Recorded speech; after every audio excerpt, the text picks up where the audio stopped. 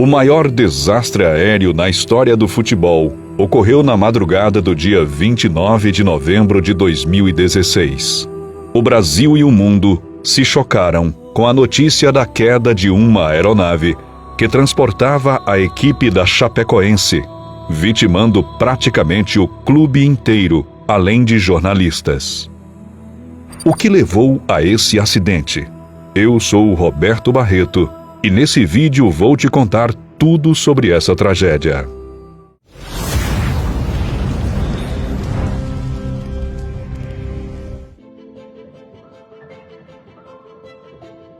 A Associação Chapecoense de Futebol é um clube brasileiro que foi fundado em 10 de maio de 1973, na cidade de Chapecó, em Santa Catarina.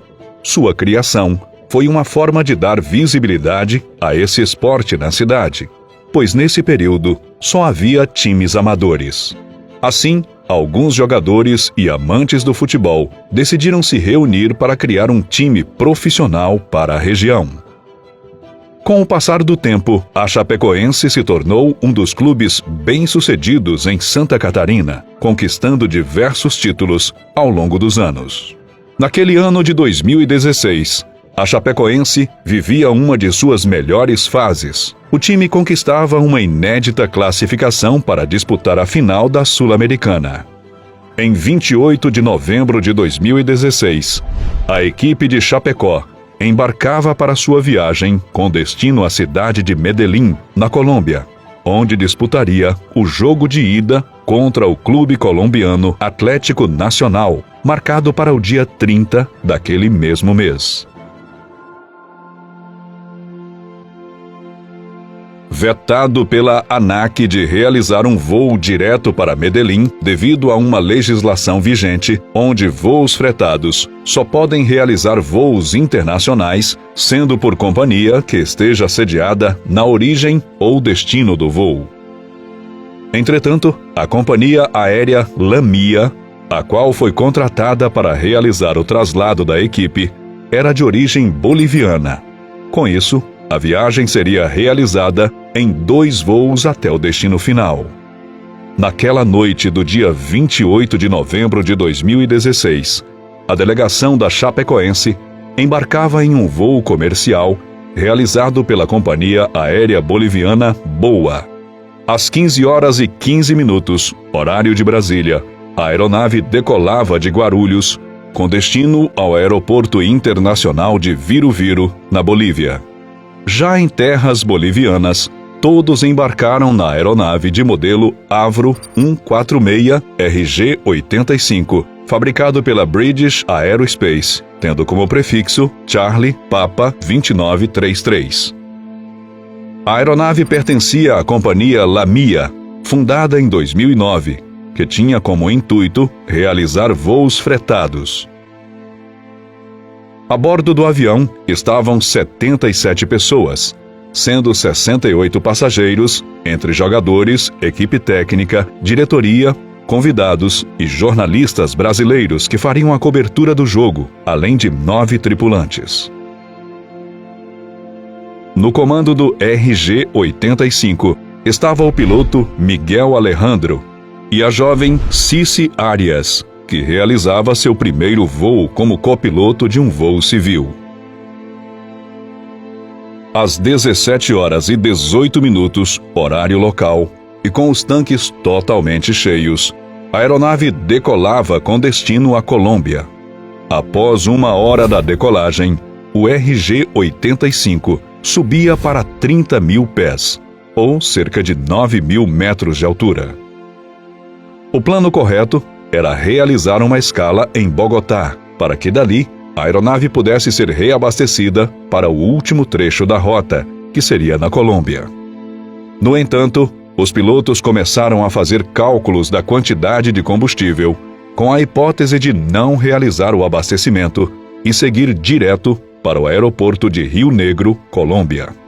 Lembrando que na aviação, o correto é uma aeronave chegar em seu destino com uma certa quantidade de combustível sobrando e não no limite, já que imprevistos acontecem. Mas, no ponto de vista do piloto e também dono da Lamia, Visando as dificuldades financeiras que a companhia estava enfrentando, um reabastecimento naquele momento ficaria muito caro para a empresa. Um fato realmente curioso é que o piloto já havia realizado outros voos com combustível nos limites e possivelmente cogitou que esse também daria certo. Entretanto, esse erro custaria a vida de dezenas de pessoas horas depois.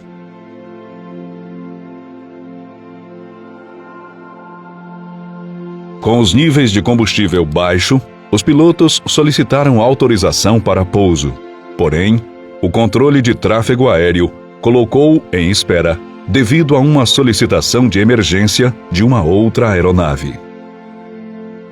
Mas na situação do Lamia, se os pilotos solicitassem de imediato um Mayday, informando que estavam sem combustível, o voo teria também uma prioridade para pouso e não ficariam em espera, pousando logo em seguida após a outra aeronave. Por volta das 21h53, horário local, o capitão comunicou problemas elétricos à torre de controle e relatou emergência de combustível, solicitando uma prioridade total. Señorita, Lima India 2933 está en falla total, eléctrica total y combustible. Pista libre y operable, lluvia sobre la estación Lima India 933, bomberos alertados. Vectores, señorita, vectores a la pista.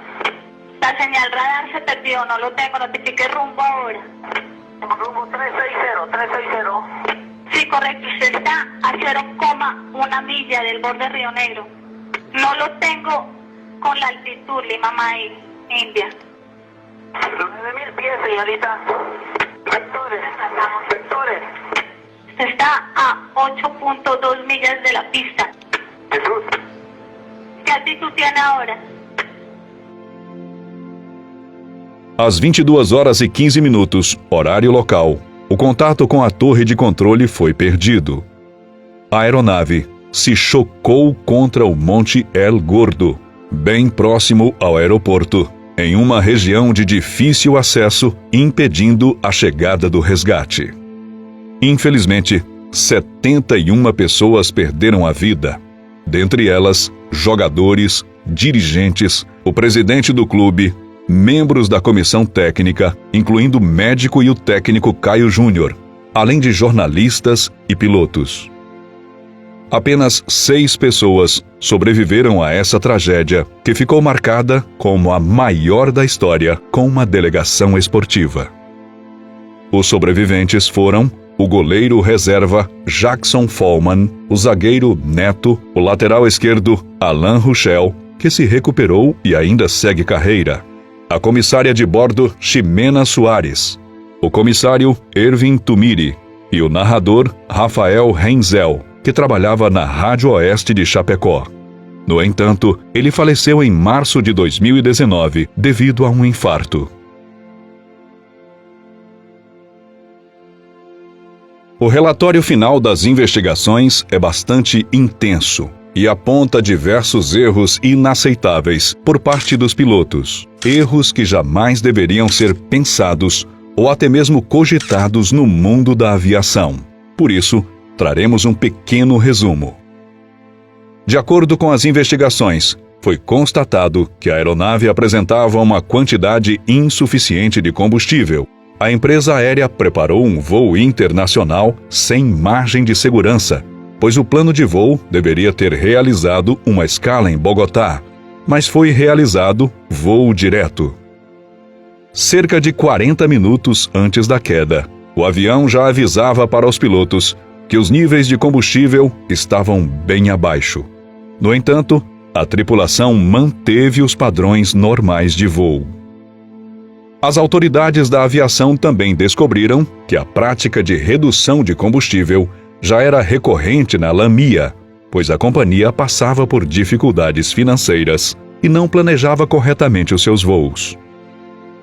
Ainda de acordo com as investigações, após apresentarem o plano de voo, o total de combustível da rota era o mesmo de origem e destino, ou seja, no plano não haveria uma escala, o qual é ilegal para uma viagem longa com uma capacidade exata de combustível.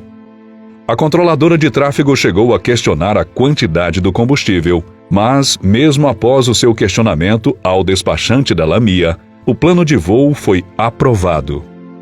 Em setembro de 2021, a controladora de voo Célia Castedo Monastério, que aprovou o plano, foi presa e teve liberdade em março de 2022. Com tudo isso, o relatório final concluiu que essa tragédia poderia ser totalmente evitada. Após o desastre, o título da Sul-Americana foi dado à equipe da Chapecoense como forma de homenagem.